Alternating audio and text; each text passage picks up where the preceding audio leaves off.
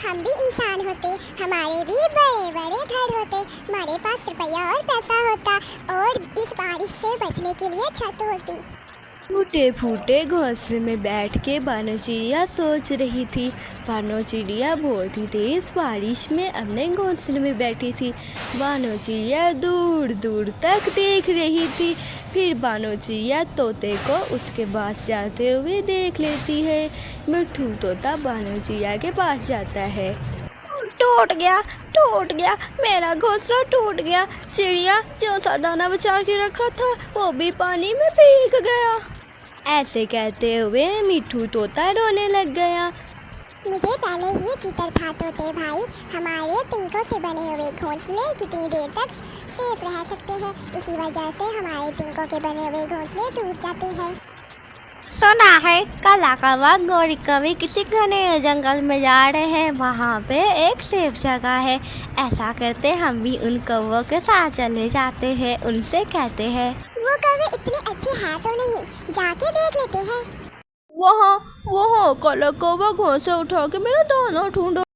गौरी कवि दरख्त पे बैठी काला कौवा को आवाज़ें लगा रही थी। नीचे काला कौवा घोंसले में अपना एक दाना ढूंढ रहा था। काला कौवा कभी घोंसले को नीचे और कभी ऊपर करता। अच्छे से देखो, ऊपर करो घोंसला, मुझे दाना चाहिए, मुझे दाना। अरे गौरी कवि, लगता है तुम्हारा एक दाना बारिश के पानी में बह गया है। यहाँ पे कोई भी दाना नहीं है। खुद तो पेट भर के खाना खा लिया और मेरे लिए एक दाना भी नहीं ढूंढ सकते हो। दूसरी तरफ चिड़िया मिट्ठू तोता गौरी कवि के पास जाते हैं। अरे गौरी कवि, क्या कह रही हो काले कौवे को? वो नीचे बैठा है, घोंसले के साथ मेरा दाना गिर गया था, वो ही ढूंढ रहा है।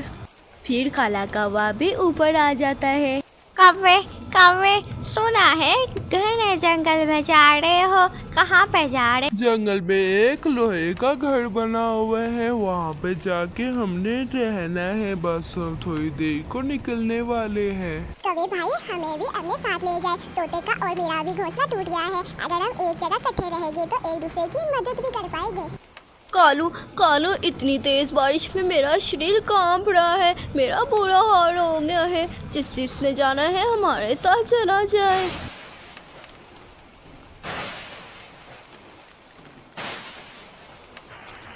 काला कौवा घने जंगल में जाने लगता है। बाकी सारे पक्षी काला कौवा के पीछे जाते हैं। वहाँ पे एक रेलगाड़ी का डब्बा पड़ा था जो बहुत ही ज़्यादा पुराना था। ट्रेन के ऊपर ऐसे घास उगी हुई थी जैसे ज़मीन पे उगती है। फिर काला कौवा वहाँ पे पहुँच जाता है। ये चीजें जो मैंने पिछले दिनों में खोज की है, अंदर आके तो देखो, अंदर बहुत ज्यादा साफ सुथरी है। हम सब यहाँ पे रह सकते हैं। कौवे भाई, ये बहुत ही ज्यादा अच्छा घर है। अब हम यहाँ पे रह सकते हैं, जी सकते हैं, बारिश के बाद मौसम बाहर देख सकते हैं।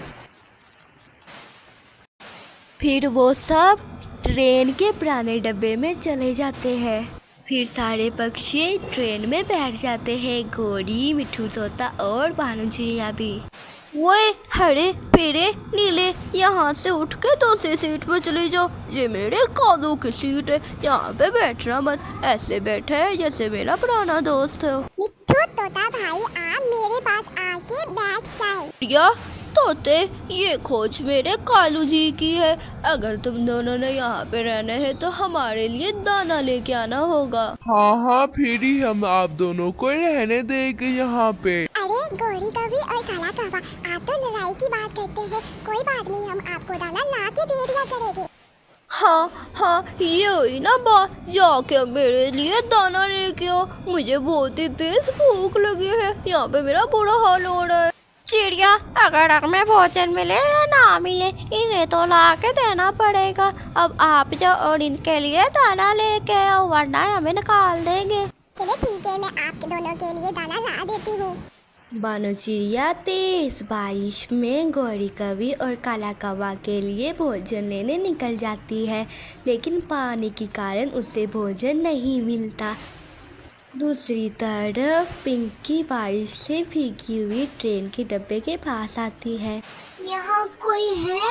यहाँ पे कोई है जो से मेरी जान बचा सके?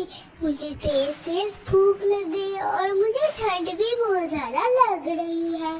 हाँ, हम रहते हैं यहाँ पे। हम क्या बात है, तुम्हें क्या चाहिए? बारिश में भीग रही हूँ, बारिश में इतनी ज्यादा ठंड लग रही है। अपने घर के अंदर आने दो, मेरा घोंसला टूट कर गिर गया है, वो तो तिनकों का बना हुआ था। कौन कौन तुम्हें आ रहे हैं अंदर? चलो यहाँ से भागो कालू। अच्छा अब तुम बताओ, तुमने आना है? तुम्हें आने भी नहीं दूंगी बिल्कुल। याद है तुमने मुझे कैसे मारा था जब मैं तुम्हारे पास दाना चुराने आई थी? अरे गोरी कभी तुम तो मेरे घोंसले में दाना चुराने आई थी, इसी वजह से मैंने तुम्हें मारा था, लेकिन मुझे माफ कर दो। मगर मेरा नाम ही है गौरी कभी। अंदर तो तुम्हें आने दूंगी, यहाँ से दफा हो जाओ। अरे पिंकी, तुम बाहर क्यों बैठी हो? अंदर आ जाओ। अरे गौरी कभी, इसे अंदर क्यों नहीं आने दे रही हो? तुम्हें पता है इसने मेरे साथ क्या किया? आया बड़ा मुझे समझाने वाला। दूसरी तरफ से पानू चिड़िया सारा जंगल खो जाती है मगर उसे दाना नहीं मिलता। गोरी कभी काला कावा, मुझे दाना नहीं मिला। अरे ये पिंकी, तुम बाइक क्यों हो? अंदर आ जाओ, हमारे साथ अंदर बैठ जाओ। अगर तुम्हें डर नहीं आई तो तुम मर जाओगी। अंदर किस खुशी में आने दूं? इसने मुझे इतना ज्यादा मारा था जब मैं इसके पास दाना चोरी करने गई थी। गोरी कभी, आप तो दाना चोरी करने गई थी, इसी वजह से आपको पिंकी ने मारा, मगर अब आप इनको को अंदर आने दीजिए।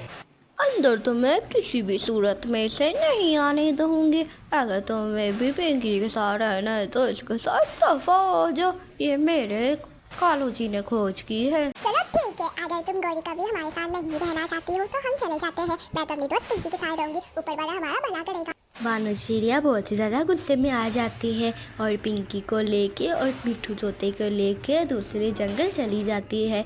वहाँ पे बानू चिड़िया को जहाज दिखाई देता है जो सा सर्दियों पुराना था। लगता है ऊपर वाले ने हमारी सुन ली। इस जहाज में तो अब हम जी सकते हैं। आओ दोस्तों, इसके अंदर जाके देखते हैं अंदर क्या है। अरे वाह, अंदर तो बहुत ज्यादा सुंदर छत है और ये वाला जहाज तो ट्रेन से भी ज्यादा प्यारा और सुंदर है। बानू चिड़िया, तोते और पिंकी को बहुत ही ज़्यादा सुंदर जहाज मिल जाता है। दूसरी तरफ गोरी कभी और काला कौवा का ट्रेन टूट जाता है तो वो बानू चिड़िया के पास जाते हैं। बानू चिड़िया, मुझे अंदर आने दो। बाहर बहुत ही ज्यादा बारिश हो रही है, हमारी ट्रेन टूट के तबाह हो गई है। नहीं गोरी कभी, तुमने मेरी दोस्त पिंकी को अंदर नहीं आने दिया, अब मैं तुम्हें अंदर नहीं आने दूंगी, चाहे तुम जो मर्जी कर लो। इसी तरह दोस्तों बानू चिड़िया गोरी कभी और काला कौवा को अंदर नहीं आने देती। सो दोस्तों, हमारे चैनल को लाइक और सब्सक्राइब करना मत भूलना। आपका धन्यवाद।